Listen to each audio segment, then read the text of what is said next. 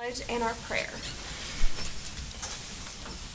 I pledge allegiance to the flag of the United States of America and to the republic for which it stands, one nation, under God, indivisible, with liberty and justice for all. Let us pray. Father, we thank you so much for this afternoon. We ask that you would be with us as we do the business of the school board of DeSoto County. Bless all of our schools, our administration, our teachers, staff, and Lord, continue to keep us safe as we continue to do your work. Thank you for the election process that's over, and now let us move forward in doing what we know to do to make things better for our children. Thank you for this school board. Thank you for the superintendent. Bless us all in the name of Jesus, I pray. Amen. Amen. Okay, for roll call, we will note that Ms. Chansey is absent tonight and that Mr. Hudak is attending via Zoom. We'll move on to approval of minutes from October 22nd.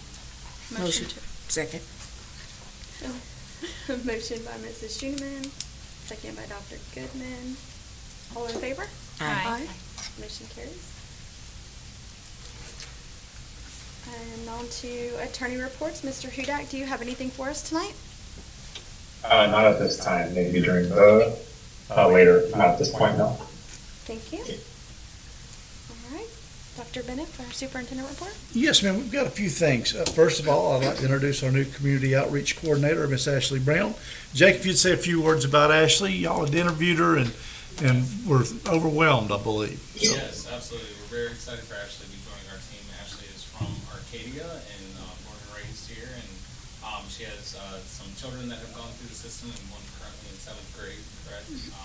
But the interview process, we just fell in love with Ashley's personality and enthusiasm, and part of the pieces that we required in that interview process was a portfolio, and just seeing evidence of the work that she's done in the past really is perfect for this role, and then also since she's been here from day one, she's hit the ground running. She's been in all of our schools already. She joined us for the parade the other day and has already produced quality of this great work, and we're really excited for her and for us, and for her helping to build that community and family partnerships within our schools. So this is Ashley Brown. Welcome, Ashley. Yes. Welcome on board. And could you share a little bit about your? Sure. So yes, I am very much a product of DeSoto County and proud of it. I'm a first-generation college graduate. Hold a master's degree from the University of South Florida and a bachelor's degree from Florida Gulf Coast University. Recently, my son graduated this past year, and I dropped him off to the Navy last week. And I just want to recognize board member Athena Mott. She was very instrumental in assisting us with helping him get through the dual enrollment process. He was able to graduate with his AA degree and actually finish the semester early. So I'm very proud to be here and just very happy to work with everyone and just help continue the progress that we're making here. Thank you. Welcome. Glad to have you on board. Next, I'd like to have Safety Specialist Matt McCray. If you'll come up, Matt, and address the board a little bit on 927. It's the missing document that they're really there's not supposed to be a document in there at this time. Yes, sir. There's a new process this year with Office of Safe Schools. There's compliance checks that are going to be on them. They're unannounced. So throughout this school year, the 7 schools that we have fall out underneath us, at some time during those 9 weeks, I will complete a compliance check. It's unannounced, so right now we haven't done any. If there's any from Office of Safe School that comes down that they completed compliance checks, that will be put into that report. But right now, there's no compliance checks as far as the first quarter have been completed, so there's no deficiencies or anything like that. So probably, most likely next quarter, you'll probably 1, 2, 3. We can do all 7 at once if we need to, but we're going to spread them out and make it periodically. So that's the new process there. So nothing to report at this time, and sometime after the first semester is over, I'll make another report. Any questions? Thank you, Matt. At this time, Assistant Superintendent Dr. Reynolds, if you'll visit with the board and introduce what we're fixing to do in terms of data, and then bring our principals up to explain their data for us. So we are going to go through a little bit of an update with the data and where we're at. We just had PM1, and we've also recently administered benchmarks, which I'll talk about briefly in this case. So all of our principals are here, and they're gonna go through actual steps that we're taking currently to, in terms of school improvement. So they'll be up in a second. I always like starting with this. This is the roadmap that we created a couple years ago. We've gone through it with the board and with our administrative team. But just a reminder, like, we are still on this journey and moving forward. A lot of our conversations and these view visits and data meetings that we're having are really truly sitting in that instructional, like, how do we increase the instructional value of, the things that we're putting in front of students or in our classrooms. And we have really shifted away from the alignment conversations. I mean, here or there, we're having conversations around alignment, but we're really leveraging our structures and our systems that are in place currently. And we are, I would say, truly here as a district in terms of our action steps and our conversations that we're having currently. But we are on this journey. Just a quick reminder, this is our cyclical data analysis piece that we do for school improvement. Everything's driven by school improvement plans that are, original or unique to the school and what their goals are and where they're at currently. But with that, the way the district partners with the school and supports them is through our view visits, where we go into classrooms with them and come up with actionable steps based on what we're seeing in classrooms. Our data meetings, where we really look at the quantitative side of things, and try to capture a holistic view of a school and where they're at. And we have these action steps quarterly. So those quarterly action steps serve as accountability measure both for the district and the school teams to make sure that we're doing the things that we say we're going to do. So during these meetings, we start there, right? This is what we saw in quarter one. These are the action steps that we said would make the most impact for that school. Are we doing those things? And we have conversations around that. Are they working? And those really also help inform our next quarter action steps and so forth. And of course, providing PD support. Okay, we're good. I wanted to pull this back up because one of the last updates we did in the spring last time was really, we were talking about the implementation of our frameworks. And so this is just a quick reminder. We have created these frameworks for K2, which are aligned with our strategic plan, goal number 1 that's around early literacy. And so these frameworks really drive the instruction that's within our classrooms. And these were created with teachers, with specialists, with administrators. There's been a lot of hands and on these frameworks, so it is collaborative in nature. But this is what we believe will drive us forward on that road.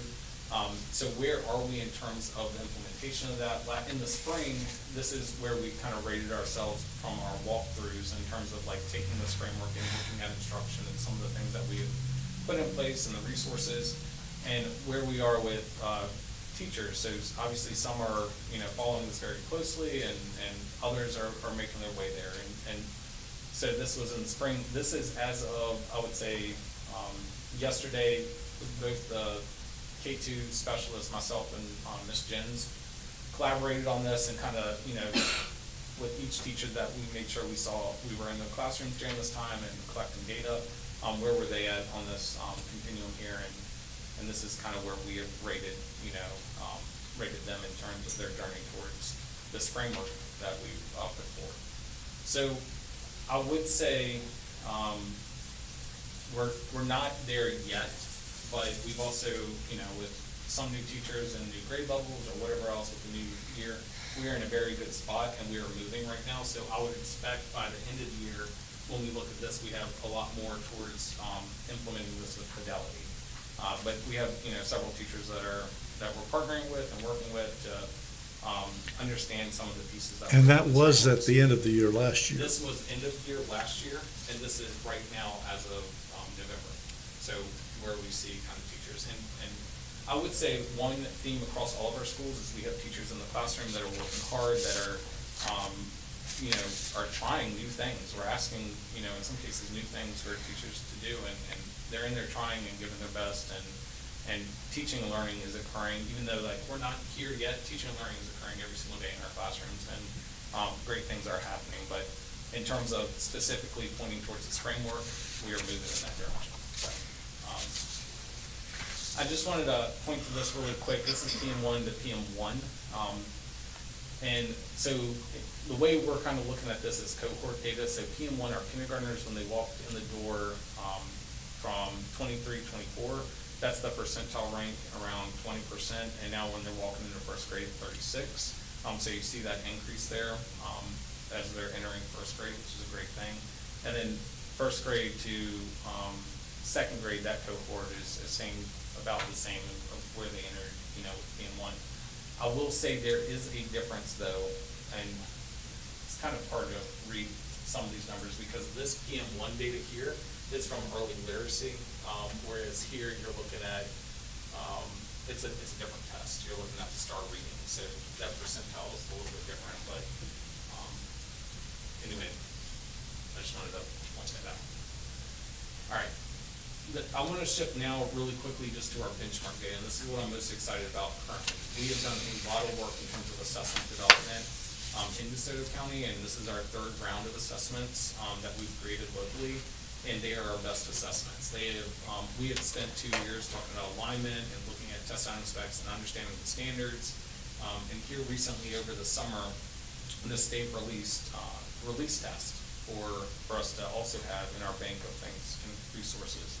So we really took a close look at the state release test, and we took a close look at this test item specs and all the resources and materials that the DOE has provided. And we have collaborated in developing these benchmark assessments that are very tightly aligned, and we put them through this process. So our curriculum leaders, so teachers identified throughout the district, partnered with our academic coaches to develop the assessments.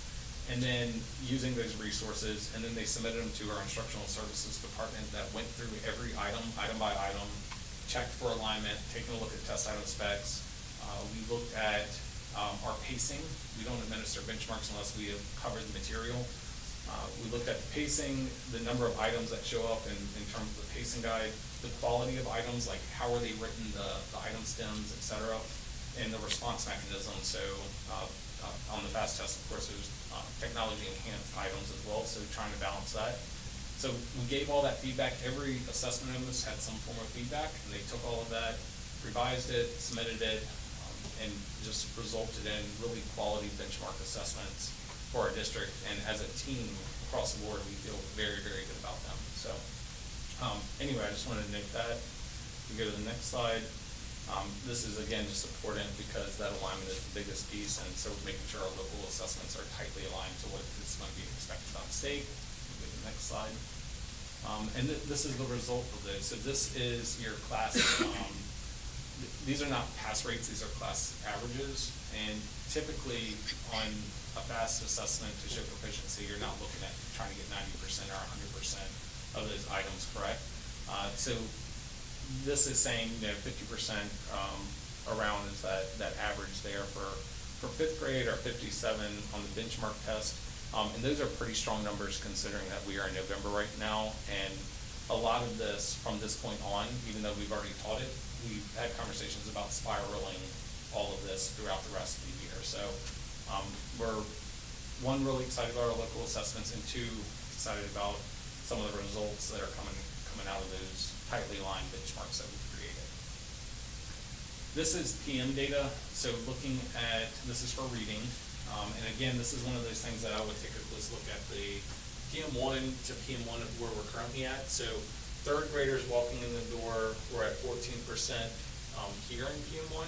And then walking in the door to fourth grade, they're at 23%. So that's just looking at that cohort up. Same thing with fourth grade, up slightly. Fifth grade from 17 to 25. We did have a few dips, but overall, majority they're walking in a much better spot than the year prior. For math, we saw a dramatic shift in terms of PM1 to PM1. Like this last year, seeing 3, 2, 5%, I remember having conversations. We were like, this is a little bit scary right now. But they, at the end of the year, the teachers and the principals and the staff got them to where they needed to be, and now they're working they're starting the year at a much better spot. So third grade, they walked in the door 3%, now they're at 23 at PM1.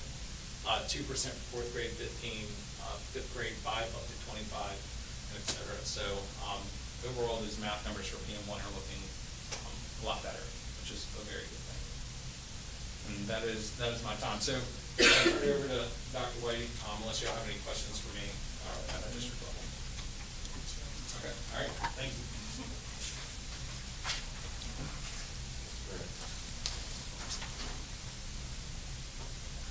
So I figured we'd start off by showing you where we ended last year as far as our, when they calculated our school grade. I'm going to jump to the next slide because I think this does a better job of showing you where we were the year before. So the 22-23 school year is the one in blue, and then the green are all the jumps that we had in 24. There were a couple of dips there by a few percentage points, but overall we did really well. And if you look at our overall points, we went from 433 to 485. So that was a significant jump in overall school grade points. And so moving forward, our school improvement plan, focusing on all of the 4 academic areas of ELA, math, science, and social studies. Those are all of our goals to set us up to earn a B. We're working very hard on that already. And so this is what we're planning on to achieve our grade of a B this year. Based off of our school and the way that the grade is calculated, I hate to say that we're shooting for the lowest B possible, but that means we have to earn an additional 80 points more than we did last year. So in doing so, some of the strategies that we're doing are frequent walkthroughs, the informational walkthroughs that just provide feedback to teachers from the day-to-day. Then we have our informal that are count towards their appraisal, but have a little bit more teeth in them as far as helping them understand what's expected of them. And they're also using that informational walkthrough data to improve as well. And then also the district view visits, which have been very helpful, having those outside eyes come in and help us maybe see things that we're not seeing. We again are focusing on standards-based instruction and making sure that those standards are aligned to what the state expects for those students to be able to know and to be able to demonstrate on their performance measures. And then also looking at differentiated instruction in the classroom. The whole group as they do their graduate release, then into the as they start working into either small groups and then teachers pulling those individual students. We've got the data from the district to help us look at those lowest quartile groups so that with teachers in math and in ELA know who those students are specifically so that they can target them whenever they've released the students to work independently, that they can pull those students. And then also, again, looking at the data frequently, the benchmark data, those were on slides 8 and 9. You can see that we've made some progress. That was on Jake's. I'm going to skip this guy because I'm going to stay on my 3 minutes. But I'm going to go ahead and conclude with our current class of 2025 graduation. As of today, right now, if we had to walk them across the stage, we could get 70% of them. And so it has not been this high in many years. Where were we at last year? We were sitting there having a meeting. We were probably, I think we were in the low 50s. So, I mean, this is a tremendous thing. Awesome. And so, Congratulations. we've also done some things differently with suggestions from Dr. Reynolds. We are pulling those students before we're testing them, retesting them, and we're also providing them with additional support through some math resources developed by Dr. Reynolds. So we're real appreciative for that. So, thank you. Thank you. Dr. White, can I just make a quick comment? Yes. I appreciate that you're doing small group instruction with high school. I know a lot of folks think, well, the small group instruction is mostly for the younger ones, but doing it in high school is super important. Yeah, yes. And- Those are those lowest quartile kids, Yeah. they respond to that. Yes. Absolutely. So thank you for that. All right, good evening. I appreciate y'all having me here tonight. This is a quick review of our successes from last year. Our school grade resulting in a C, based on receiving 47% of the points available. We're still, that's touchy, sorry. So, Which way, up or down? I apologize, which way is which? Okay. Oh, I'm doing it, sorry. You're doing it. He's like, wait a minute now, why did I do it? So again, just the buckets that got us to a C grade this year, or this past year, with room for improvement, and I think that, as you'll see, we're going in a really good direction. Dr. Reynolds already really talked about the PM data. We do know, I mean, math is significantly improved, as he said. We are a little concerned with the dip in the ELA, but talk about that in areas of focus for our school improvement plan. All primary areas of focus are with our ESSA subgroups. We've got some unacceptable low proficiency with students with disabilities and English language learners that we need to focus on to get within requirements for that. So our goal is to improve ELA and mathematics overall, but particularly those two groups by 5%. One of the things we put in place is a targeted placement of our paraprofessionals. We dug into the level ones of ELA and math and saw what classrooms that they were in the most or the heaviest in, and to the best that we could with the limited people we have, we put extra people, extra paraprofessionals in there, ESOL support, and our Title I paraprofessionals. Second area of instruction, or area of focus, excuse me, is with instructional practice for science. Last year, our science scores were not where we wanted them to be. When we built the schedule last year, at the last minute, it turned into AB days for science and social studies. That doesn't work. So the biggest change we made for science and making it pretty optimistic that we're going to have a much better year this year is science is every day this year, and social studies. But that's the area of focus. ELA, again, as a whole, it's a focus with paraprofessional support and ensuring benchmark line instruction in the classroom. Fourth area of focus that's been a game changer at the middle school, and that's for culture and environment, trying to keep our teachers there and filling all our teacher positions with certified teachers. For the first time in the 6 years I've been there, we only have 4 long-term subs in place right now, and instead of 10 or 11. So that's making a big difference in quality instruction given to our students, which I know is going to pay off. And what we're doing to increase helping our people stay there is staff recognition, doing luncheons for them frequently, providing hot dogs and hamburgers, and then admin visibility in the classrooms. We've had time to get into those rooms, and the teachers know that we're there to help and support them. The big thing I want to speak to that has made all the difference is the change of discipline and the amount of discipline that we've had this year as opposed to the past few years, which has been a little bit chaotic at the middle school. I just want to give you a couple numbers. 2004, and we calculate our successes based on the number of major incidents, like fights and drugs and physical attacks and those type of things, okay? So last year at this time,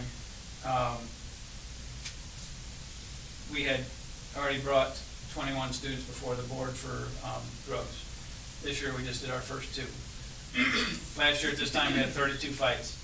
We've only had 7 so far this year. And vapes, we had 11 this time last year. We've only had 1 this year.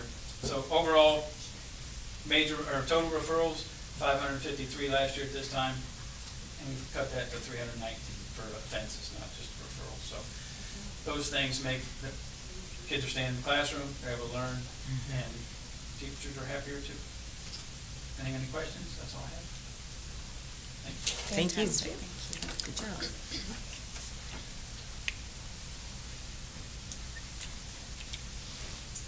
Good evening, everybody. Hello.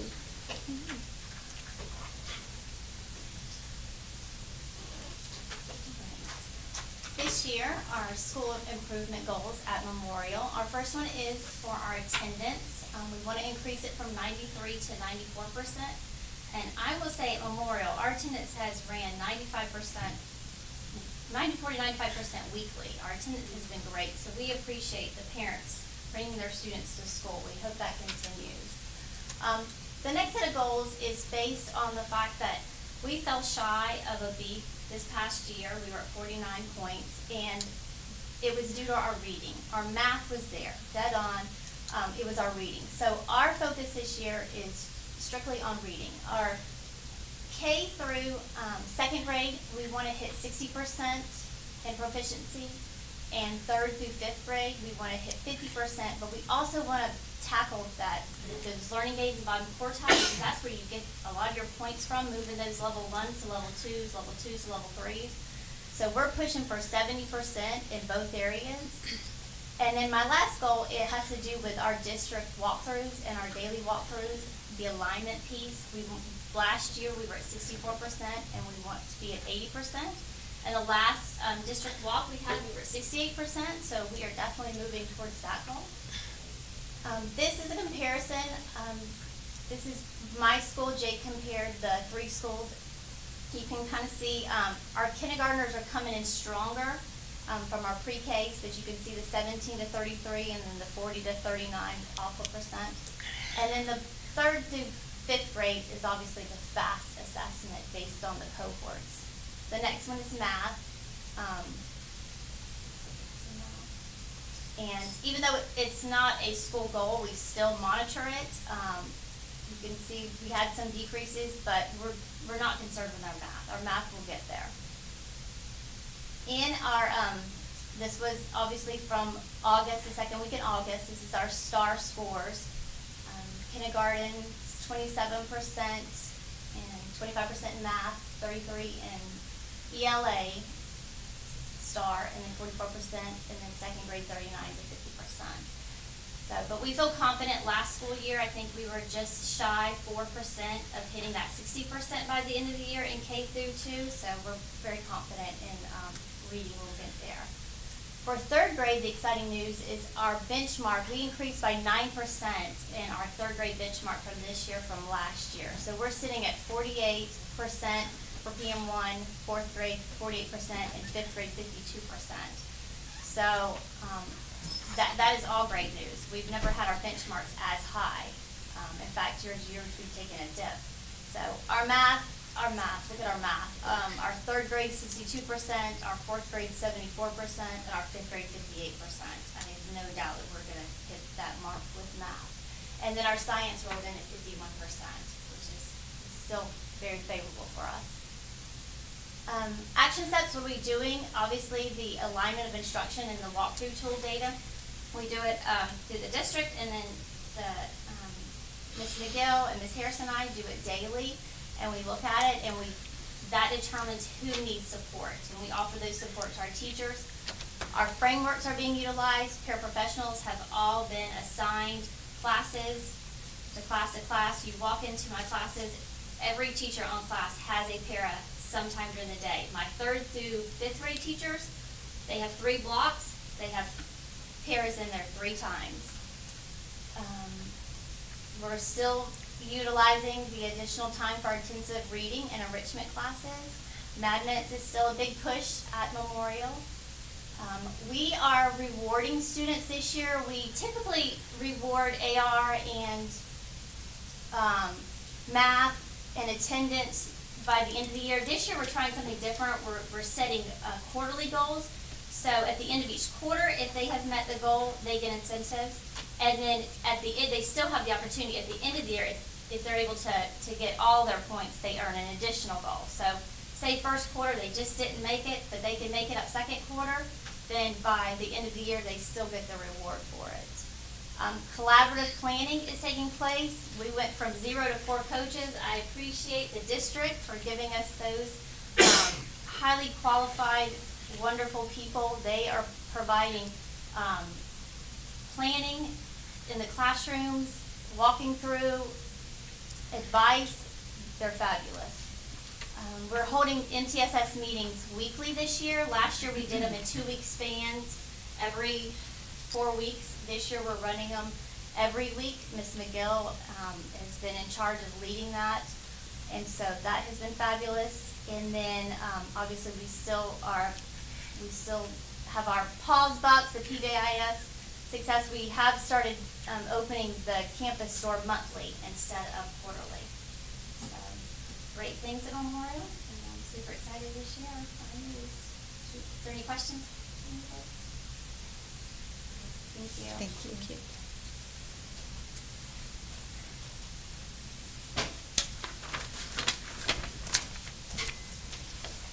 Good evening, everyone. West Elm one of the greatest schools in DeSoto County. So, our school improvement goals, we're working on building a positive culture and environment for our kids as well as our teachers. We want to increase our attendance rate. Right now, we've been sitting at 92% every week. So we have rebirthed the attendance incentive by class. So we've had 3 classes who've had perfect attendance for a week. And so they get a visit from a furry friend because we have some rabbits and baby chicks and chickens on our campus. Come by and see them anytime. We are also going to be implementing a teacher attendance incentive as well, so that way we can motivate our teachers to continue to come to school, which they do come to school every day, but just making it consistent with them. We're looking at our ESSA groups. We were low with our students with disabilities and ELL students, so they are one of our main focuses, especially during our intervention piece. We do skills-based intervention with our students during the day, and they receive assistance from paras as well as teachers within their classrooms. So we want to make sure that we are above 41% of those students in those subgroups demonstrating proficiency in ELA and math. And our instructional practice related to benchmark-aligned instruction. We want to make sure that by the end of the school year, in K through 2nd, we have an increase of 50% in reading according to the STAR assessments. And for our 3 through 5, 50% in reading, 60% learning gains, and that 70% final quartile. Make sure that we're working with those students as well. Based on the instruction in the class, the assessments that are given weekly, we have been making sure that they are fast. They have fast questions that are on that test so that students can become more acclimated to the way those questions will be asked on the test, as well as when teachers are giving them questions during instructional time. Being more strategic about how they ask those questions and including that on exit tickets as well when they're working with the kids. And by the end of our school year, we want to have 100% curriculum alignment. We do weekly walkthroughs using a walkthrough tool that similar to the one that we use on our site visits. So just being very visible in the classroom has been very helpful, working side by side with the teachers, pulling groups ourselves when we're in there working with kids. So make sure that we are doing that consistently as an admin team. This is some of our data that Jake shared a little bit of it as well with Kinder at the beginning of the year. They the STAR percentages for our Kinder 1st and 2nd, as well as our 3rd through 5th grade. And same thing with math, looking at our K through 2 and our 3rd through 5th. So I know 0% is a bit startling, but we have definitely been making improvements. So this is a comparison from 23-24 to 24-25. Looking at the differences right there, Jake did share this as well. We definitely, PM2 is coming up, so we expect to see better gains within this data, just based on the instruction that's been going on, the strategic planning that we've been doing during our planning meetings, making sure that lesson plans are explicit, that way the instruction in the classroom can also be explicit. Same thing with our math as well. And this was our quarter 1 benchmark data for ELA and math. We were over 50% in 3rd grade and 4th grade for ELA. 5th grade we're at 46%.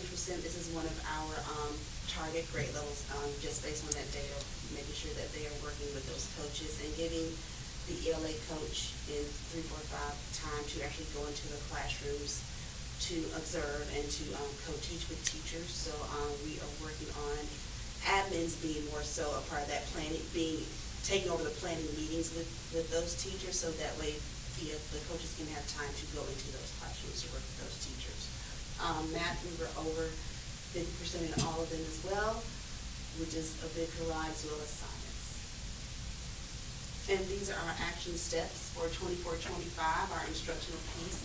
As I mentioned, making sure that we are in those planning meetings for K through 2, ELA, and math, and as well 3, 4, 5. Admins, we have 3 admins on our campus, so we are responsible for doing at least 5 walkthroughs every day.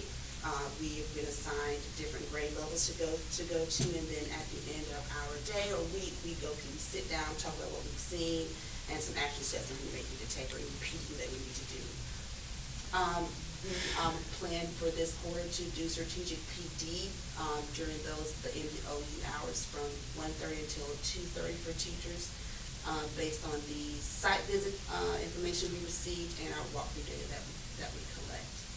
We do have quarterly data meetings. Our next one is coming up on the 15th, which is this week.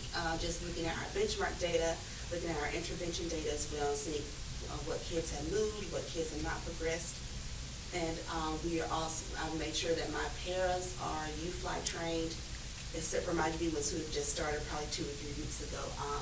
Because our paras, they do push into the classroom during small group instruction as well as during intervention. For our ESSA groups, we have a skills-based watch and intervention model that we use in 1st through 5th grade. As I mentioned, intervention is skills-based, so the kids, they do switch teachers based on their skill level. So we have upper students that are doing novel studies in our 3, 4, and 5, and those that are in that lower level, they are doing U-Fly during their intervention period. Our parents do push in, as I mentioned, during ELA and math, and they do pull those kids in the SWD and ELL that target area. MTSS will make sure that that is more aligned and is consistent. We are having consistent meetings with MTSS. It's definitely been a work in progress to kind of get things back on track with our MTSS, but we are working through that and doing very well with it. And during those meetings, we do make sure we pay special attention to our those target groups that we mentioned. And our climate and culture, making sure that the admin team, we are visible and we are transparent and honest with our staff, and letting the staff know that we are there to help them. And I want to have longevity here and at West with my staff because I want to build that trust with them, because they have not had that from what I've heard. So I want to make sure that I am there for them and that I build that trust and that relationship. Make sure that we give teachers opportunities to have PD based on their needs or their interests. We had one of our teachers walk with us during the site visit today in Nocatee, which is very good. We have another teacher who's going to join 3rd quarter in that site visit. We're going to do a quarterly attendance raffle for kids. They can win gift cards, stuffed animals, different things like that, coupons. And then, as I mentioned, spelling out the word attendance, classes they can choose from a sweet treat or visit from a furry friend, and doing those teacher incentives for attendance. And we do have our Cowboy General Store weekly on Thursdays. Any questions? I have. You mentioned you'd like 100% curriculum alignment. And so for your current walkthrough visits, Right. what's your current rate? We're in the 60 percentile Okay. with that, yes. And like one of the admins mentioned, those site visits are very helpful for us to see, just to get that other eye view of what's going on, what they're seeing in the classroom, and the notes that they provide to us. We give that feedback to the teachers, whether we do it by grade level, if it's something compared to the whole grade level, or that one-on-one feedback for them. So I know we're going to be better than 60% on that next visit, but Thank you. they are. Thank you. Thank you.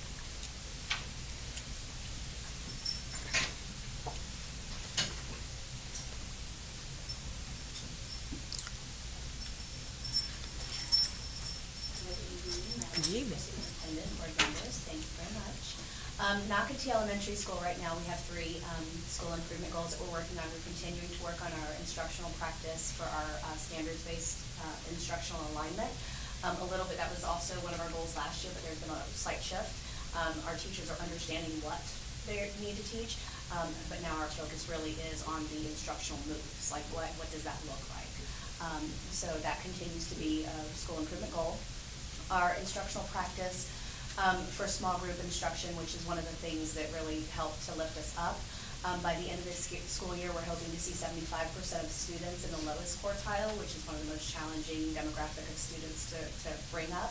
We're hoping that they're going to show a gain, and for that to be calculated as a gain, it's actually 1.3 years instead of 1 year. And we're looking for math is 60% of the students in the lowest quartile to show that 1.3 year growth. We're hoping 55% of all students will show proficiency in ELA and 60% will show proficiency in math. And our student attendance, It's been consistently for several years now, about 92%, so we do have some chronic absenteeism. And a lot of that it's correlated to some of the students, some of the highest need students. So we are working to increase that to 95% of our students will be in attendance on average daily. Okay, some of our school data regarding our STAR and our FAST. Again, that FAST PM1, it's that baseline. So we know we're going to grow from there. And math as well. Math continues to be one of our most challenging areas, but again, we are pushing in support and looking at the framework and making sure our kids get what they need. Our school data in reading actually kind of reads backwards, but 14% last year, it's a different set of kids. So if you look vertical, you can see 14% was 19% this year for first graders. 25% was 36% this year, so you can kind of see that that piece there too. We know third grade this year is an area we've been watching that data because that second grade data that was coming in, that's been a struggle. I knew this summer that we were going to have to pull a lot of resources for third grade to be successful, and we are. Okay, math. The same thing. This is our most recent benchmark, and I concur with everyone else. I feel like it's probably the most accurate representation of where our kiddos are right now. And again, it's 44%, 49%, 54%, 52% in science. These are spiraling standards, so we don't just rest there. We know that they're going to be revisited, so that's not where we're stopping, but feel like kids really do have a good command, and teachers have a good command of what's being taught. And our action steps as it relates to our standard alignment, our instructional coaches playing with our teachers twice weekly. I changed it. Instead of just 5-hour admin completes 20 walks weekly with specific feedback, because before we had the coaches that were based with us, so we do ours collectively together so that we can talk about what we're going to be doing. So instead of just doing like 5 each, we have 20 that we're targeting together. And then our class walks include the use of that alignment tool that aligns with our district, and that's also being adjusted. We had a meeting a couple weeks ago, and one of the questions or concerns was, are we seeing small group enough? So we updated that tool to make sure that it could be reflective of gathering that data, and then making sure that our instructional materials are fully aligned. Our small group instruction is extremely important to us. We use our PM1, all of our class data, everyone came together.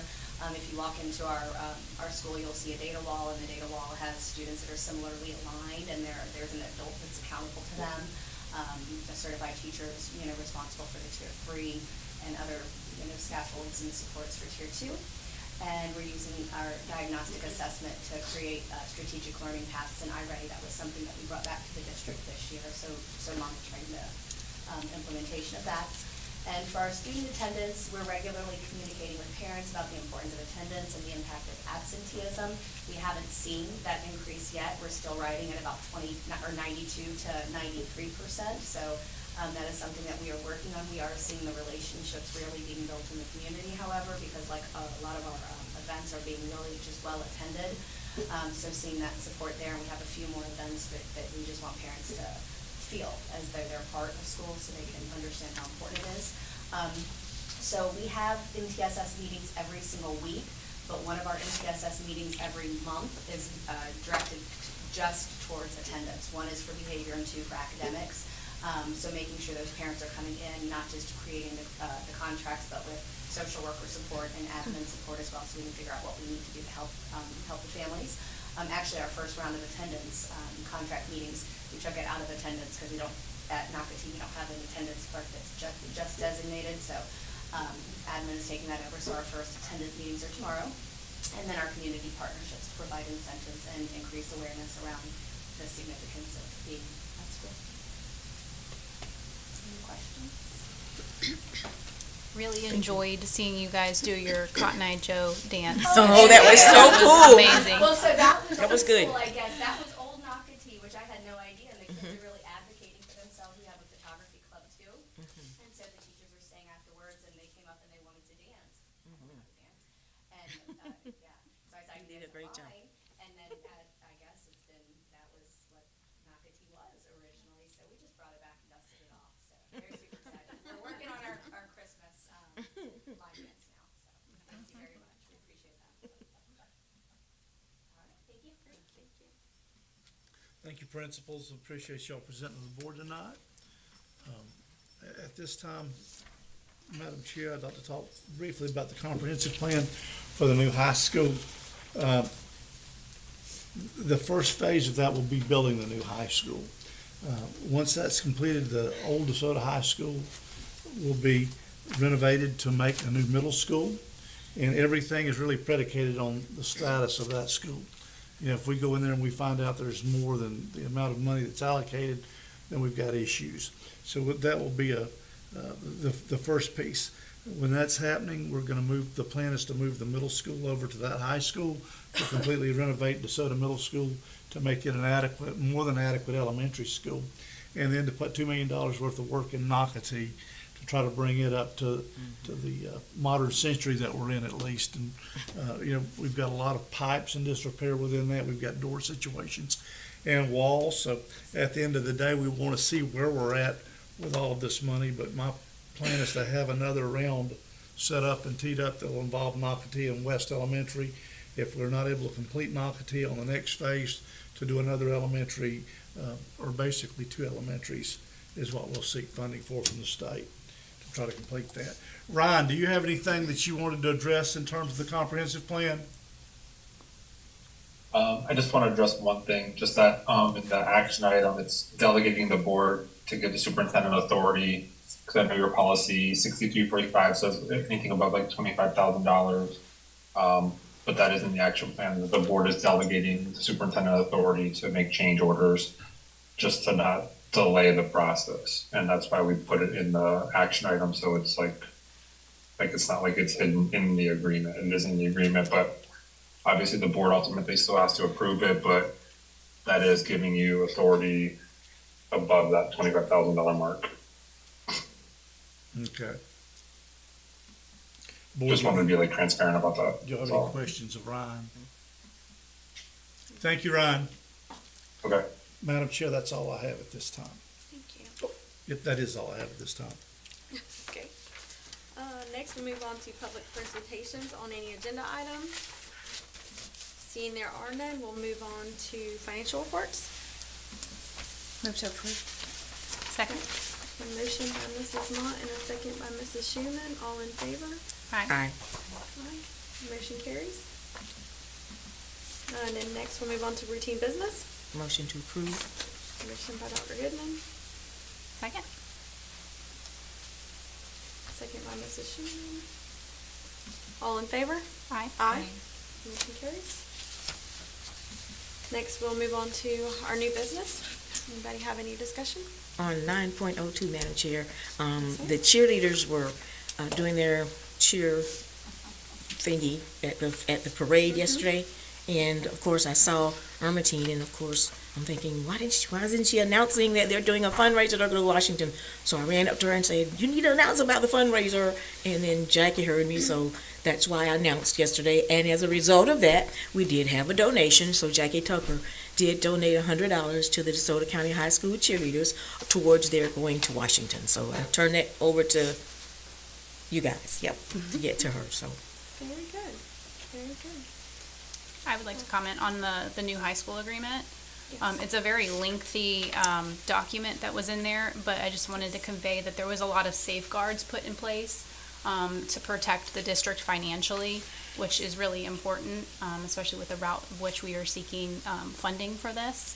And there's also a lot of pieces in there that discuss the thoughtfulness that's going to be going into the planning and construction of the school, different things such as safety and traffic mitigation and different things like that. So this is a very thoughtful document. It's well put together, and I think that it's a good one. it is. Thank you, Jamie, for highlighting that. It's really important. I think folks sometimes don't realize how much background stuff is done and looked at and researched and re-researched, and so we really, really appreciate you, Dr. Bennett, and especially also we've got some good attorneys on the case that We do, are- we've got 2 good attorneys. Yeah. Yes. But he's done an outstanding job, and Brian Williams has also done an Yes. outstanding job. Ryan, you and Brian have worked together before, haven't you? Correct. We work together at Lee County. Yes. So it's a good team. Y'all done a great job with this. Good, thank you. Yeah, and also I'd like to note Nocatine, if Randy's still here, that cute little program, great little banking program they have going with Suncoast. I think it's Yes. super That's important for good. some financial literacy stuff to begin at a very early age. Yes. So I'm happy to see some of that. I would love to see that. With that, I'll make a motion to approve new business. Motion by Mrs. Mott, Second? second by Mrs. Schuman. All in favor? Aye. Motion carries. And also, before we move on to Dr. Bennett, I'd like to bring up that, our next meeting falls during the Thanksgiving week, and our second meeting in December falls on Christmas Eve. So I'd like to suggest that we cancel both of those meetings at this time, so we can go ahead and get that on the agenda and everyone's aware. So you said the second one is Christmas Eve. What's the first one you mentioned? The first one is during the week of Thanksgiving. Oh, yes. So the second one in November and the second one in December. 26 and 24. Yes. So do you need that in the form of a motion to approve? I will do so. Okay. Second. Motion by Dr. Goodman and a second by Mrs. Mott.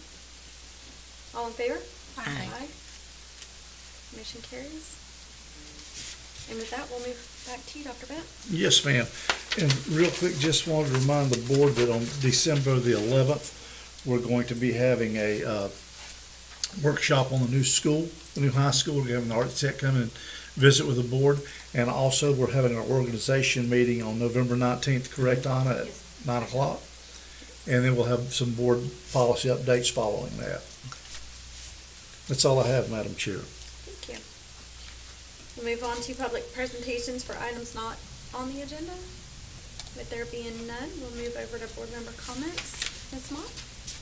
Just that, looking forward to the conference first week of December. We don't have another meeting before that, so happy to see all of that. And we got some really amazing nominations for all of our employees of the year in the various levels. Super tough decision-making ahead. Very much. But, congratulations to all of those folks again. For those that didn't attend the Veterans Day parade yesterday, I just wanted to point out, as I was leaving, there's just bus after bus after bus of students, and just the production that it is and that it takes from all of our principals, and for Dr. Bennett for allowing them to do that. Like, that is such an amazing thing that we had some of our schools, the entire student population was there. So, I mean, it's just really wonderful for our community to have that. It was really cool to see. And then just for the board, I'm kind of drafting some of our legislative priority lists. So I want to share a couple of topics, and then if you guys have any topics that you want to discuss at some future meetings, I want to kind of get this drafted and finished before January so that we can pick it apart. Definitely the new high school funding was one that I thought was important. Safety and legislation.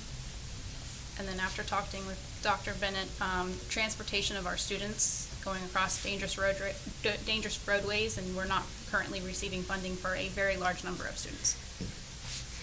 So I'll gather some data and draft up some ideas for us for that. Okay. Great, thank you. Dr. Goodman? It was exciting to watch the parade yesterday, and the lines kept coming and coming and coming. And in fact, someone mentioned, this is a lot of students. And I said, yeah, we have, I think all the schools are represented, nearly all of the schools. And the people who were watching got very excited about it, and I know it meant a lot to the veterans. So I too want to thank you, Dr. Bennett, for continuing that practice. It means a lot. It really does. So, and that's all I have. Thank you.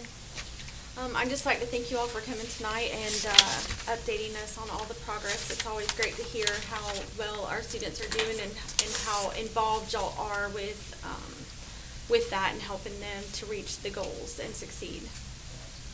So, thank you. Yes, thank y'all very much. I don't think that the public knows how strategic all of this is. That it's very targeted. I was at a meeting today. I was at Rotary today, and somebody said, there was a question from a Rotarian, why don't they teach students how to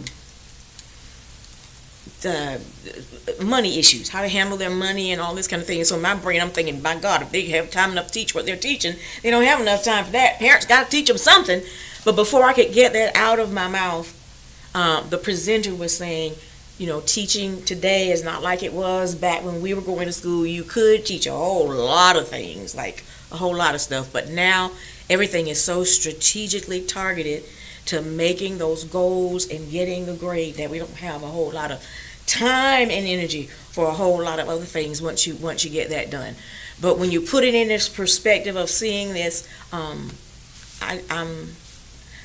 hats off to you all. I'm so glad I'm retired from the classroom, from administration. Dr. White, we do have a financial literacy class in the high school. now, Yes, don't there we? is. Yes, Mhm. yes. So And that- I did mention that. Yes, But yes. it's just. Okay. And with that, we need a motion to adjourn the meeting. So moved. Second. Okay, I have a motion by Mrs. Schumann and a second by Mrs. Mott. All in favor? Aye. All right. Thank you. I've got something on one of those things.